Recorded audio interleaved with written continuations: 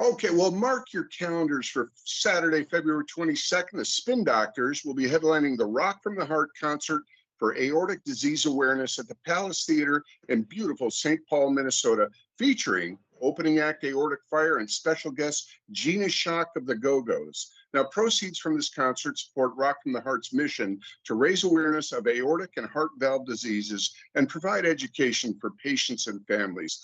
I am very fortunate today to be speaking with the lead singer of the Spin Doctors, Chris Barron. Chris, welcome. Good to have you here. Hi, Mike. How are you? Thank you for having me. I'm doing good. We're all looking forward to this. We'll get to the concert business February 22nd in a second. I want to get up to speed on all things Spin Doctors. Now, in doing my research, you guys have an interesting career trajectory in that you sort of weathered the storm of a cataclysmic shift in the music industry, where it used to be about sitting home and selling millions of albums, and now it's about getting out on the road and treading the boards. And a working musician is really a working musician these days. Well, what are the pros and cons of that dynamic for you? I've never been happier to be in the Spin Doctors. To be quite honest, the way we do it now is we fly to all the shows, commercial. So like Thursday, um, we'll I'll like fly out to wherever we're going, and then the gig is usually on Friday. And then if we have a Saturday gig, that's kind of rough. Like usually we have to get the first flight out, so we'll be getting up at 3:45 in the morning to catch like a 6 a.m. flight. And sometimes that's like a couple of flights, and you get wherever you go, you take a nap, and you get on stage and you get ready to rock.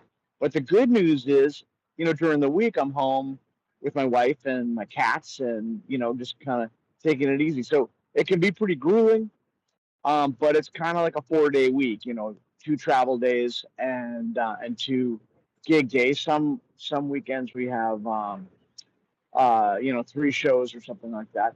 We're looking next year to get in a bus and go out and do like a wheels on the ground Old kind school. of tour. Old school. Old school. But yeah, I no complaints. I mean, what you say is true. We used to be in an industry um, that sold pieces of plastic with music on them. I have a feeling you remember that Yeah. era. And now that's not really a thing. Pieces of plastic with music on. Although my understanding is that vinyl is more popular than ever, and in the last couple of years, I think more vinyl records have sold than than back in the heyday of the recording industry, which is kind of an interesting fact. But yeah, I'm we have a record coming out next year called Face Full of Cake. It's going to be on Capitol Records. And, we've been working together now since 1988. How about So, 35 years going on 36. And actually, yeah, it's 36 years now. And, so we're just old friends. And it used to be like some dust ups from time to time. And we had a pretty fiery dynamic like back in the day. But now we're just like old friends. Our kids are grown up. We like go out to dinner and drink like good bottles of wine together, and like grown? we're just yeah, we're just old buddies, road pals. And so we know how to make it. We know how to soften, you know, the travel by having a good Yeah. time together.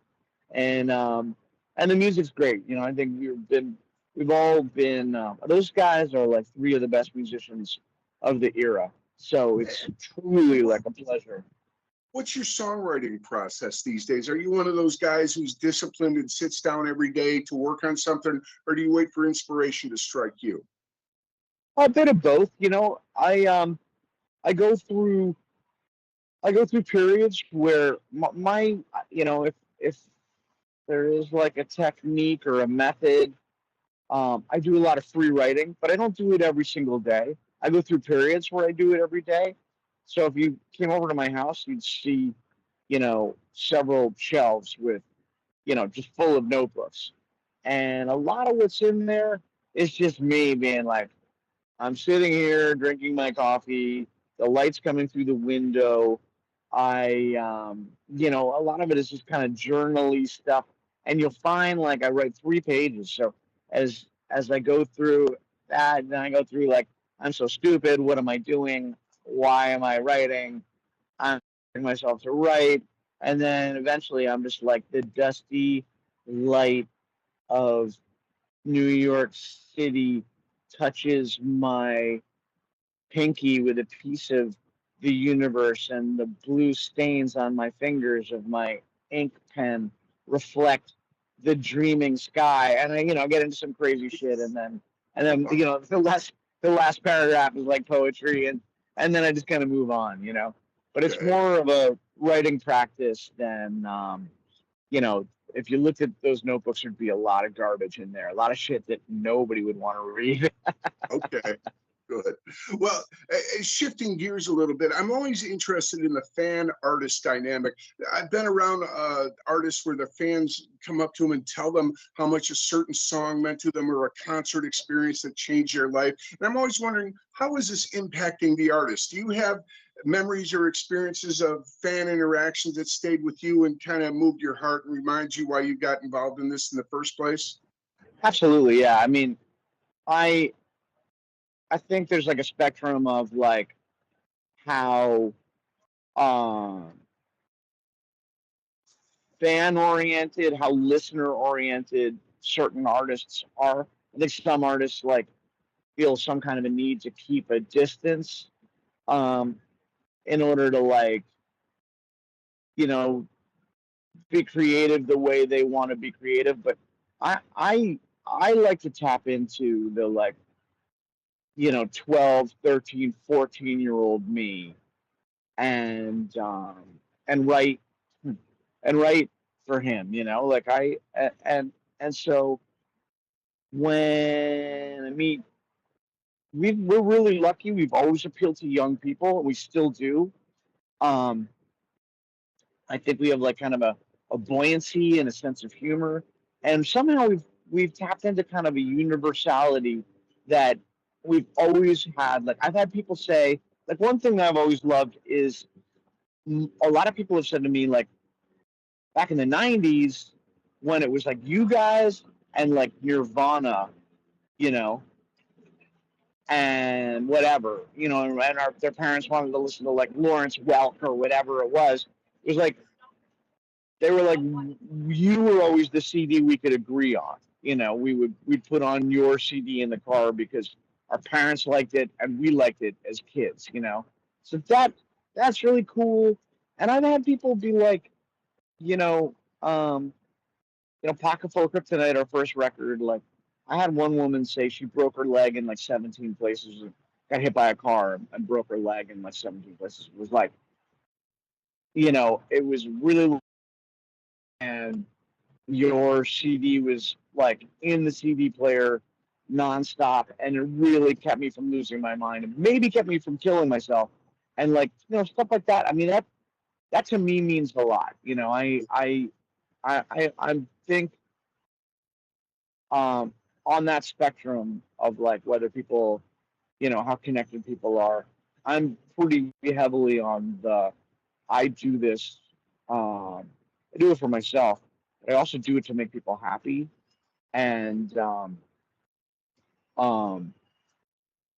and so it follows that if you're going to do this to make people happy, then you want your music to get to the most miserable people in the world.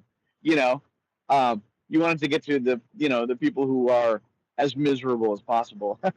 So yeah, I mean, I I went to the band didn't go, but I went to Iraq a couple of times and played with the troops over there. Um, yeah, and the palpable sensation of people hanging on to their sanity for dear life, and giving them like a lifeline, you know, um, is I live for that. Yeah. And what are you a fan of? I mean, I still hear music that rocks my world and go, oh, that's so cool. You hearing anything these days that's moving you?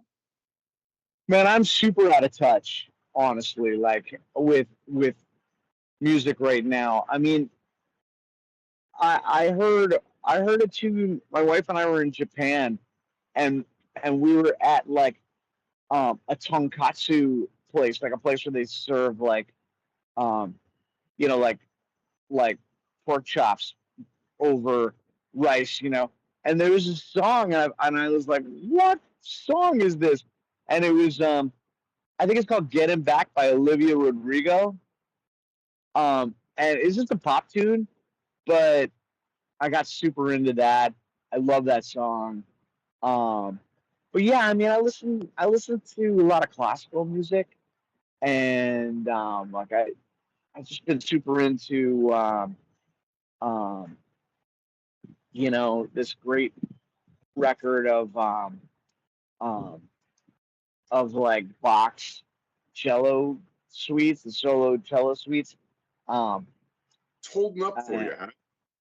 yeah, Lots. they really, yeah, it holds up. And then I just like recently dug out Exile on Main Street, the Rolling Stones album, which was like, perennial favorite for me. And I pulled that out, and damn, that really holds up. I was listening to that. I listened to it like a couple of times over the last couple of days. Yeah, yeah. Although I You gotta know say, what?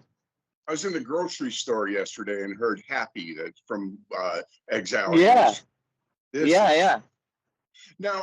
I would imagine that being in a successful band, one of the perks, one of the assets, is that you're able to lend your muscle to a worthy cause like Rock from the Heart. Is that sort of Absolutely. something you guys take into consideration when plotting the future for the band, social causes and worthy things like this? Yeah, I mean, luckily we don't have to go that far because people reach out to us, to do stuff like this, and yeah, I mean, it's always an added benefit to be able to, um, you know, bring some awareness to a great cause like you know like this one, and yeah, I mean, I think that's the greatest thing about you know being in a band, having a little bit of notoriety is like it's so easy to like help out with stuff and lend a little weight to a good cause. Yeah, I mean, yeah, it's great. That's great and much appreciated. I think along with the audience, you're going to have a great time in St. Paul, as well as raising awareness. Who knows, maybe saving a few lives. I want to throw out a couple of websites here before we forget. For all things Spin Doctors, you can go to spindoctors.com, correct? Yes, yeah, Okay, and then there's rockfromtheheart.org, where you can find links to everything this organization does, including links to purchase tickets for the February 22nd show at the Palace Theater in St. Paul, starring the Spin Doctors, along with opening act Aortic Fire, featuring special guest Gina Schock of the Go-Go's. That's going to be a lot of fun. I think you're going to have yeah. a great into a few of their shows, and it's just in addition to the music, there's just a great vibe and people doing something that matters. It's really going to be a Looking cool forward to it. thing. Very Now, much looking forward to it. I don't want to keep you much longer, Chris. I know you're a busy man. I just want to throw this in. In doing a little research, I went on your Facebook page the other day and saw that you had dug out the hat from the Two Princes video, and you went Yeah. as the guy from the Spin Doctors for Halloween. How was that? I didn't actually like go out as the guy. I just thought it was funny, and I just pulled out the hat and was like, "Can I actually, if I am the guy from the Spin Doctors, can I be the guy from the Spin Doctors for Halloween? Like, does that count?" It Well, was just sort of a funny, amusing video that I did, but I didn't actually go out um, and trick or treat that way. That would have been pretty funny. I should try that sometime. That would be hilarious. I'm just going to tell you, next year I'm going as the guy who interviewed the guy from the Spin Doctors video. So maybe we can go trick or treating together next year. But Great. again, I want to thank you for everything you're doing. Rock from the Heart is a wonderful Thanks, Mike. organization. doing a lot of good, and the spin doctors are right there in the trenches with us doing a lot of good. So thanks very much, and we'll see you on the road. Thanks so much. And I'd just like to say thank you to all the people in advance who come out to support, Rock from the Heart and come and see us. And thank you, Mike, for the interview. My pleasure, really. Thank you, Chris. Bye now. All right.